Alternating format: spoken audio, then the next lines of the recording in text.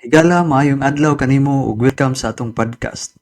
Daghang salamat sa inyong pag-share, pag-subscribe, pagahin og panahon takna sa pagpaminaw nining atong podcast uban sa pagtuo nga atong mapalambo ang mga butang gisalig sa Dios nga kanato sa usag-usa kanato. So atong isgutan karon mao ang pagkaminungdanon sa pulong. Pangutana ko, importante ba gyud kanimo ang pulong higala? Moingon ko og pulong, nagpasabot kini sa matag pulong nga imong gilitok, mga pulong nga imong gistorya o di ba kaha mga pulong nga imong gipaminaw. Importante ba kanimo ang kining pulong nga atong gisgutan usab karon. Kini usa ka mahinungdanon nga atong hisgutan tungod kay nagapanghitabo ang tanang butang sa kinabuhi ug sa tagsa-tagsa kanato pinaagi sa pulong. Ang pulong adunay gahom sa paghimo, gahom sa pag-usab, gahom sa paghubit sa atong mga kinabuhi ug sa kalibutan nga nagapalibot kanato.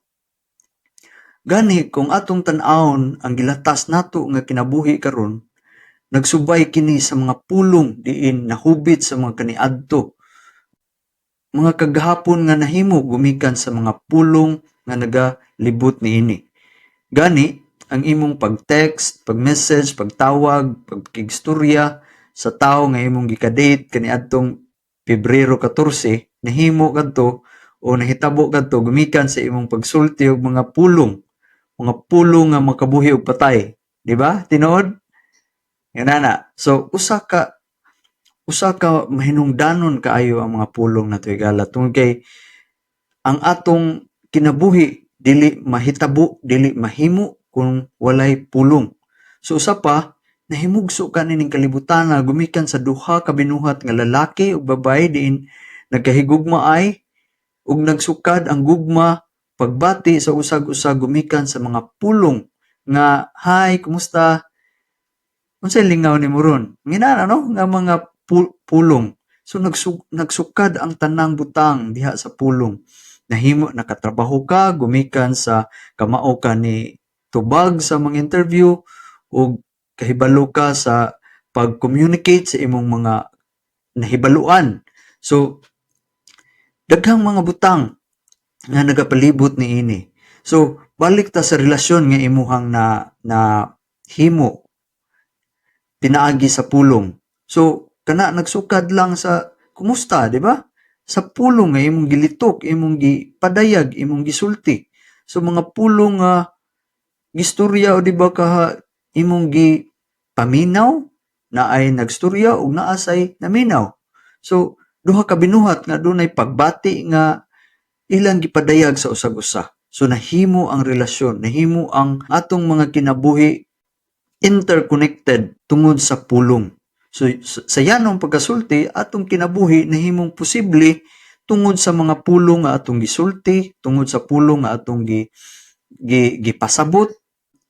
So ingon ana ang atong kinabuhi. So sa atong mga interaction o sa atong gugma, atong pagsabot sa kalibutan, anaa diha ang pulong. Dili mahimo ang kalibutan kung walay pulong.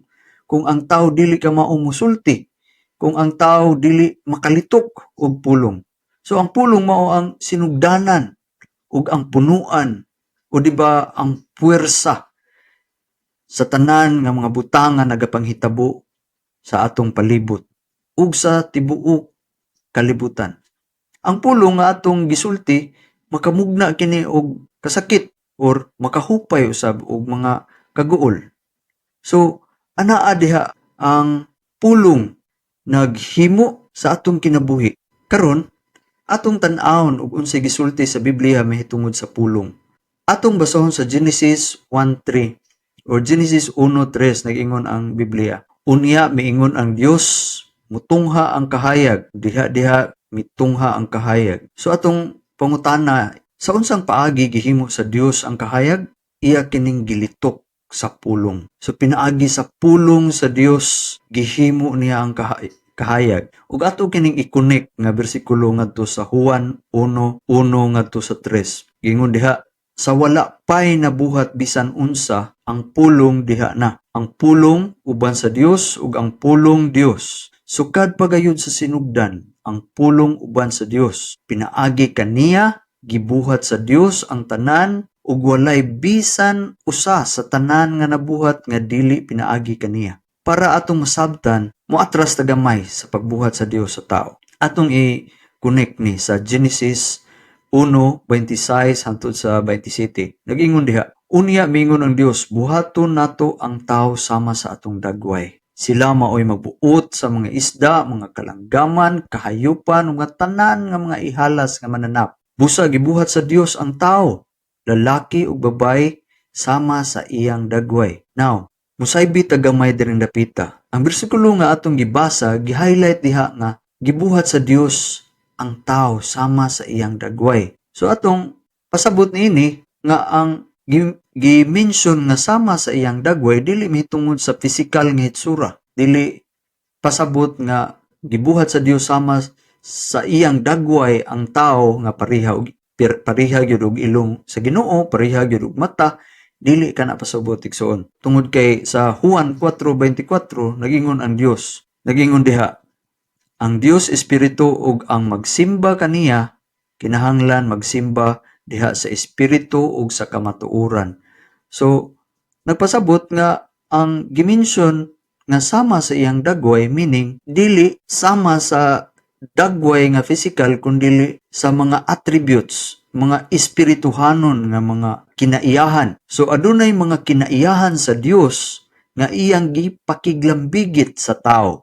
So meaning adunay kalambigitan ang kinaiyahan sa tao ug ang kinaiyahan sa Dios. Ang binuhat mao ang tao ug ang magbubuhat mao ang Dios. Adunay communality, common ground. So ang tao adunay pagkapareha sa iyang magbubuhat nga mao ang Dios. Ang Dios creator, ang tao procreator. Ato kanang makita sa structure sa usa ka pamilya. Procreator meaning tigdumala or tigpalambo nga unsay gihatag sa Dios, unsay gibuhat sa Dios diha sa kalibutan, ang tao tigdumala niini, tigpalambo niini ug mag-atiman sa mga binuhat sa Dios. So ato makita diha sa pamilya nga struktura, adunay lalaki ug babayi nanganak, ni-reproduce sila. Diha ang pag-procreate, dili lang kay kutob diha sa pag-procreate kundi lakip na ang pagdumala, pag-atiman, pagpalambo sa kinatibuk-an nga kabuhatan o creation. Now, adunay interesting kayo nga nahitabo sa kinaiyahan sa Dios nga nalambigit sa tao. Again, para atong masabtan ang lintunganay sa istorya, moatras na usab ta gamay. Sa libro sa Genesis, diha gisaysay ang pagbuhat sa Dios sa kalibutan. Lakip na ang tao ug tanang mga mananap, kahayupan, kabungturan, tibuok, kabuhatan.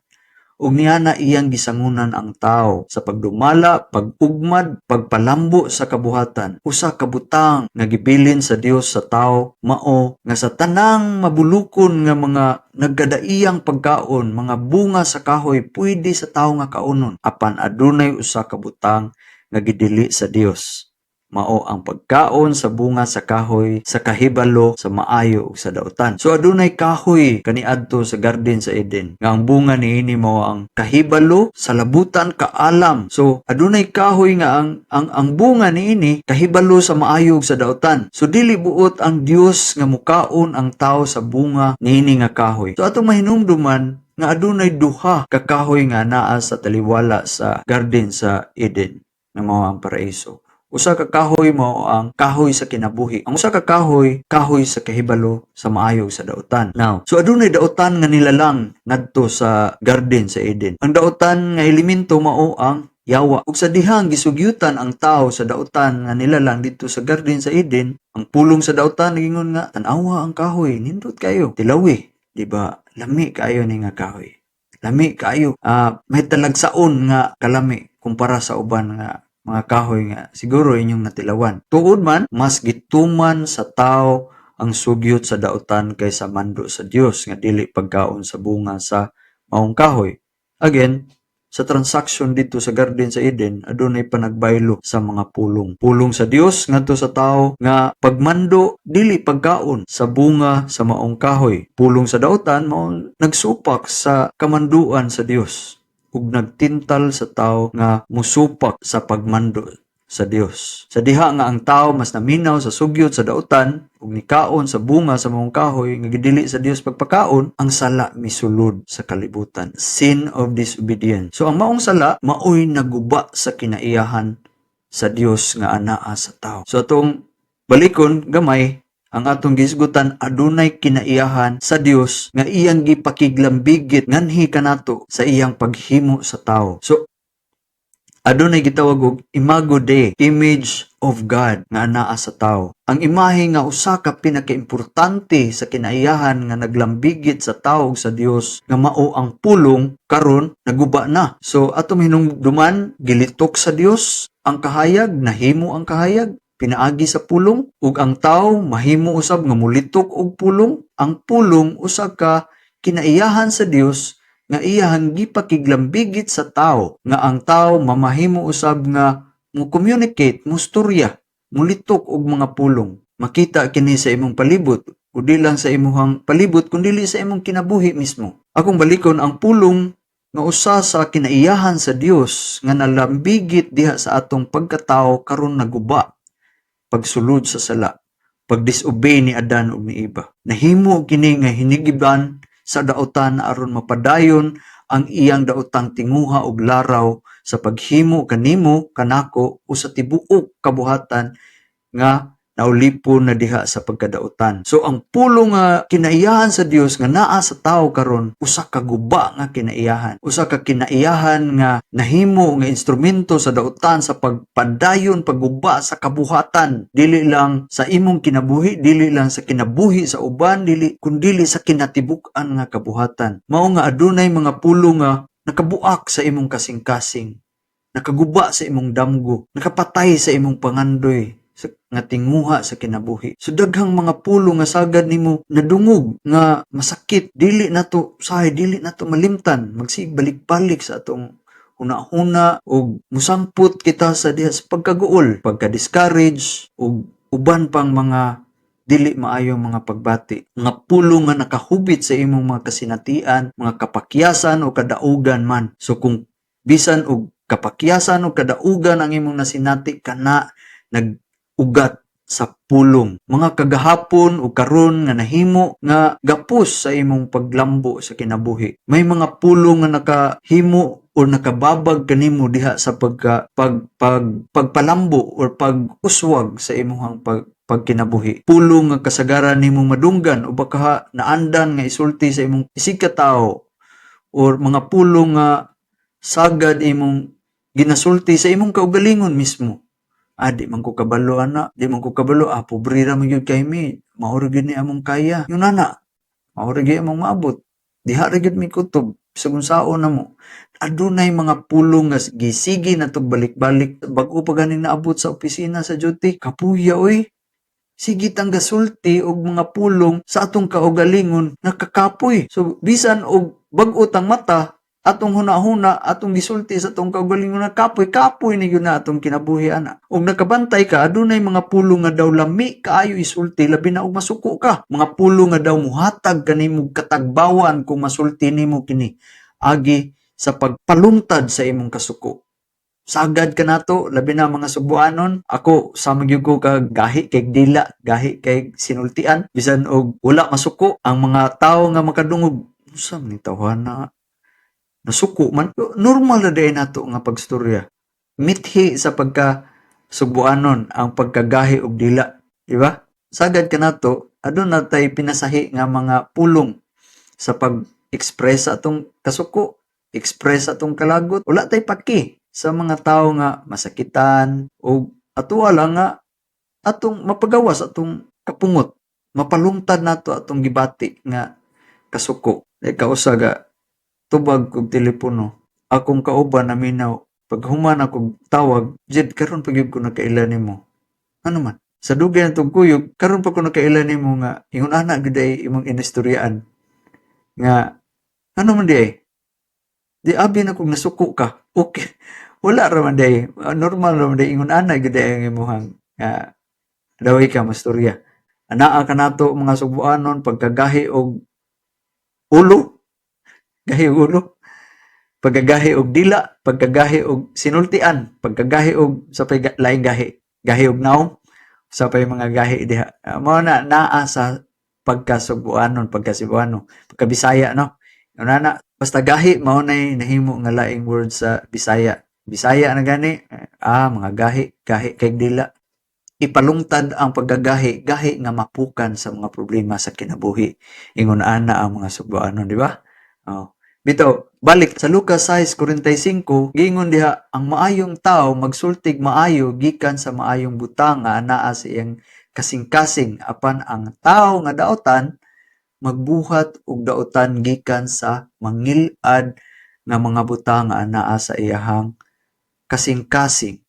Kay kun unsa nga naa sa kasing-kasing sa tao, mausab ang iyang isulti. So ang Biblia nag-ingon nga ang mga pulong nga gisulti sa tao nagpadayag kana sa mga butang nga anaa sulod sa iyang kasing-kasing. Ug naka-observe ka sa bata, kanang bata maski dili nimo tudluan og pagdinalo kanang daw ba di manghatag, di nimo tudluan pag hinakog hakog greed. So, di nimo tudluan pag pangaway ang bata, mangaway gihapon na. Ngano man, di nimo tudluan og mangilog. Way nagtudlo sa bata nga, niyani. Ngano man na, way nagtudlo sa bata, pag pamalikas. Tungkol sa mga butang o mga pulong nga iyang nadunggan. Subo lang hunaon nga dunay mga ginikanan usab nga katawa, mahimuot kung ang ilang anak mulitok og mga daotang pulong nga wala nila isipa nga sila na ang tunglohon ini kadagko niini silang mga anak. Akong punto mao nga nahimo nga default sa tao ang pagkadaotan ug ang mga maayong mithi sa kinabuhi nahimo nga lisod nato nga masinati tungod kay kinahanglan na nato kini nga pangayuon sa Dios ug isilsil pagmaayo sa atong mga kaugalingon. Kinahanglan natong katunon pag-ayo aron nga mabansay ang atong kaugalingon sa pagkinabuhi niini. Ug kanang mga butanga dili nato maangkon sa ato ang kaugalingon nga pagpaningkamot. Kanang mga butanga dili nato maangkon sa ato ang kaugalingon nga panabot kundi maangkon lang na nato pinaagi sa grasya sa balaang espiritu nga magalihok kanimo kanako ug sa imong una sa kung kasing-kasing nga mo padangat og grasya. Ikaw magrasyahan ka nga ang anong yun ani naman ko di naman ko dali masuko, di naman ko gahi og dila yan no. Og ang mga daotang buhat hinuon utang mga pamaagi dali kaayong himo sa tao. Pagpangawat, pagpamalikas, pagpanglimbong, pagpamakak, pagpanlupig, pagpanapaw, pagpanulis, mga butang, mga binuhatan nga dali kayong himuon. Walay nagtudlo sa tao sa paghimo nini. Pero nahimo kining sayon, nahimo kining dako nga problema sa tibuok kabuhatan. Walay nagtudlo walay nagtudlo sa tao. Yan ang mga butang. Nakapangutana ka ba sa imong kaugalingon? Ngano ka? Nahimo naman ning normal nga mahitabo sa atong sikataw, sa atong palibot. Kining tanan bunga sa naguba nga kinaiyahan sa Dios nga anaa sa tao. Kinaiyahan nga inay unta makahatag kanato kinabuhi, magsilbi na hinuon nga gapos. Nagsilbi na hinuon nga babag sa atong paglambo, babag sa atong katilingban, gani nahimo pa kining instrumento o hinigiban sa daotang elemento sa pagbabag sa imong kalampusan, sa imong kinabuhi. Wala ni bisan usa nato nga makaiskapo niini. Sukad sa pagkahitumpawak ni Adan ug ni Eva, pagpakasala nila didto sa Garden sa Eden, hangtod karon nga henerasyon. Ug sa tanang panahon nga umaabot, walay ni bisan usa nga makaiskapo niini. Bisan ang mga scientifico nga mga intellectual, walay ni bisan kinsa nga nakadiskubre og tambal sa sala. Tambal sa pagpangawat, tambal sa pagpamakak, tambal sa pagpangilad, tambal sa pagpanlimbong, pagpanulis, pagpanapaw, tambal sa pagkadautan sa tao, walay ni bisan usa ka doktor, usa ka siyentipiko nga nakahimo, nakadiskubre og unsay tambal niya na. Kana ba untang mahimo nato nga mapalit sa butika nga kung usa ka tawo manunggab, usa ka tawo patay sa iyang isig ka tawo, usa ka tawo nga manapaw, lupig, ito lang untang paimnon og tambal aron ikainom og tambal dili na manlupig, dili na mamakak, dili na mopatay, dili na manapaw. Ana no? Ana ba? Wala gid. Walay paglaom ang tao. Kana bang kani akong bana doon na may giring-iring diri siyang messenger. Ako aning paimnon ani nga tambal para ni padpad itog lain sa mong silingan ug unsa ning iyahang iring-iring diri. Bisan sa atong pagka-high-tech karon atong panahon na aduna nay artificial intelligence, AI na gani mga research sa medicine nga mahimo na nga i-alter ang human genome o genetics sa tao, pwede na nga usbon. Higala, sultian ko ikaw, bisan unsa pagkataas ang maabot sa siyensa or sa science o kahibalo sa tao sa tibuok kalibutan, walay ni bisan usa makaimbento, makahimo tambal sa sala nga naglatay sa imong dugo, sa akong dugo, sa dugo sa tibuok kalibutan. Ang sala usa ka tunglo nga naglatay sa tanang dugo ug unod gasukad sa pagkahitong pawak ni Adan ug ni Eva didto sa Garden sa Eden. Sa Roma 6:23 unsay giingon diha? Kay ang bayad sa pagpakasala mao ang kamatayon, apan ang gasa sa Dios mao ang kinabuhing walay katapusan nga anaa kang Kristo Jesus nga atong Ginoo. So ang sala ni Adan ug ni Eva nisangpot sa atong pagkadautan karon kinahanglan nga silutan. Base sa Biblia nga atong gibasa, tungod kay ang Dios hustisya dapat silutan gyud ang nagbuhat sa sala. Gani ug makabasa ta sa news nga naigipatay, naigitulis, naigipanamastamasan ato dayon singgit, i-share ang pagpangayo og hustisya. Justice for Juan, justice for mga hustisya nga atong gisinggit. Pero kana nga hustisya nga imong gisinggit sa mga tao sa kaguba nga mga hustisya. Ano man? Hustisya kung ang uban mo'y naghimo, pero kung kita mo'y naghimo, hasag hustisya, walay hustisya. Di na to singgit ang hustisya. Ingon ana kaguba ang imahe sa Dios nga anaa kanimo na kanako. Ingon ana kadautan ng tao. Kung ang uban magbuhat, hustisya, hustisya, hustisya. Pero kung kita mo'y magbuhat, hilong pastirana. Ingon ana kaguba ang kinaiyahan sa Dios nga anaa kanimo. Ang Dios nagdemanda og hustisya sa sala sa tao. Ang nakabug-at sa hustisya nga gidemanda sa Dios gikan sa tao mao nga walay takos nga binuhat nga arang itugbang sa kapungot sa Dios aron ang sala mabutangan og utlanan. Ug tungod kay ang tibuok kabuhatan dili makasugakod o dili makatagbaw sa kapungot sa hustisya sa Dios, bisan og kapila, piluon pa ang tanan nga henerasyon sa tao nga mudawat sa silot, dili paigo. Ang Dios mismo nga naghatag og tubag aron matambalan ang nagkagayot nga kahimtang sa tao sa tibuok kabuhatan. Adunay pinaka-interesting usab nga nahitabo sa history sa tao ug sa kabuhatan, nga ang tanang langitnong binuhat ug ang tanang mga linuwa sa Dios gipangandoy nga makita nila kini. Kana atong hisgutan sa Salamat sa imong pagpaminaw, salamat sa oras taknag higayon nga imuhang Google nining atong paghisgutanay, igsuon ug higala. Sa sunod, atong ipadayon kining atong nahisgutan. Tungod kay adunay nindot kayo nga mga butang diha sa pulong sa Dios nga atong makita sa ato ang kinabuhi sa atong palibot. Ug kining mga butanga maghatag ka natong kaalam, maghatag ka natong giya sa atong pagkinabuhi aron ang atong mga kinabuhi mulambo. Salamat.